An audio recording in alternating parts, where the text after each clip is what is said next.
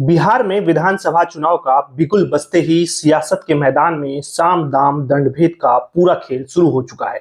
हर दल अपनी रणनीति में जुटा है, लेकिन इस बीच भाजपा का कथित ऑपरेशन लोटस की भी खूब चर्चा है।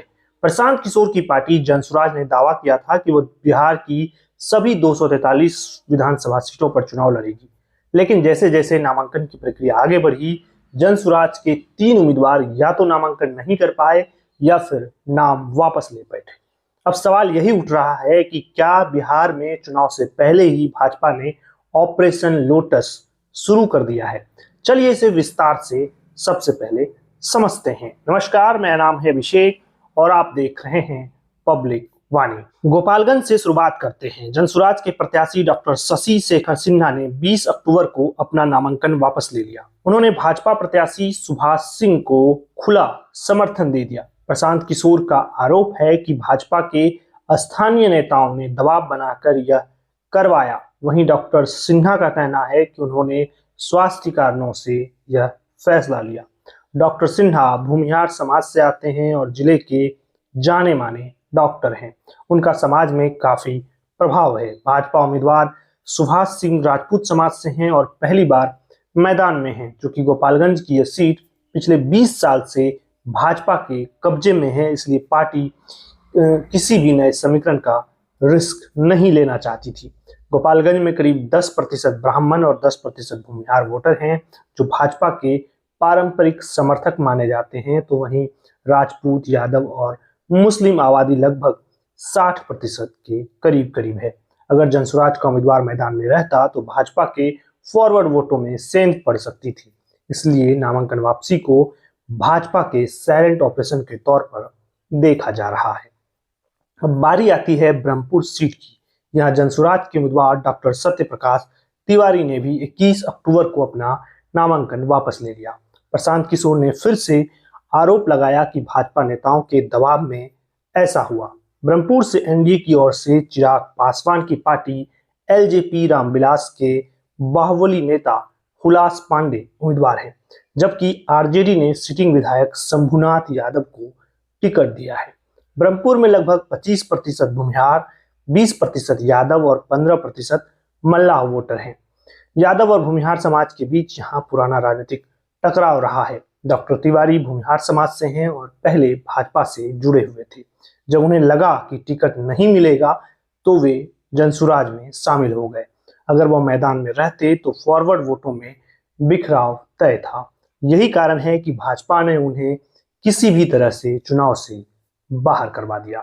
2020 के चुनाव में आरजेडी के शंभुनाथ यादव ने भाजपा उम्मीदवार को 51,000 से अधिक वोटों से हराया था। इस बार भी समीकरण जटिल है। एनडीए पिछले आंकड़ों के अनुसार करीब करीब 20,000 वोटों से पीछे है और ऐसे में भाजपा किसी भी वोट के बिखराव का जोखिम नहीं लेना चाहती थी। अब आते हैं दानापुर सीट पर। यहाँ जनसुराज के उम्मीदवार अखिलेश कुमार उर्फ मटर साव ने सिंबल लेने के बाद भी नामांकन नहीं किया। प्रशांत किशोर ने दावा किया कि उनके प्रत्याशी को गायब करवा दिया गया, लेकिन उसी दिन वह गृह मंत्री अमित शाह के साथ दिखे। किशोर ने शाह के साथ उनकी तस्वीर भी जारी की। दानापुर में भाजपा ने इस बार 4 बार की विधायक आशा सिन्हा को टिकट नहीं दिया और उनकी जगह राम कृपाल यादव को उम्मीदवार बनाया। उनके सामने आरजेडी के बाहुबली विधायक रीत लाल यादव मैदान में है।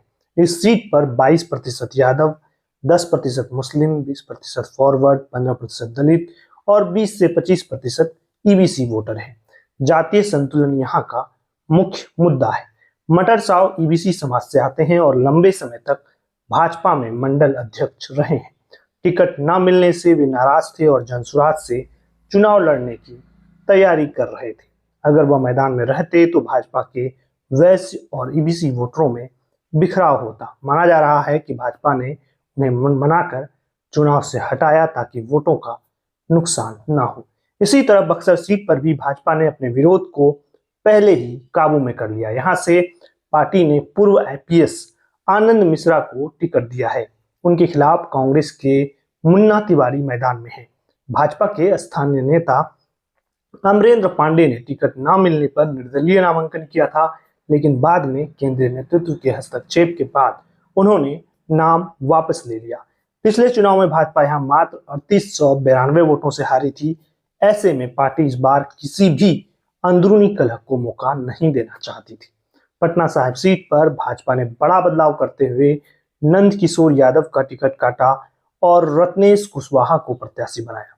टिकट कटने से नाराज मेयर सीता साहू के बेटे शिशिर कुमार ने निर्दलीय नामांकन कर दिया, लेकिन अमित शाह से मुलाकात के बाद उन्होंने भी नाम वापस ले लिया। उन्होंने खुद ये बयान दिया कि प्रधानमंत्री नरेंद्र मोदी और गृह मंत्री अमित शाह के आग्रह पर मैंने नाम वापस लिया। पटना साहिब विधानसभा में करीब 80,000 वैसे वोटर हैं जो चुनाव में निर्णायक भूमिका निभाते हैं। अगर शिशिर मैदान में रहते तो वैसे वोटों में बिखराव होता और भाजपा की मुश्किल बढ़ सकती थी। भाजपा ने इसे समय रहते हुए संभाल लिया।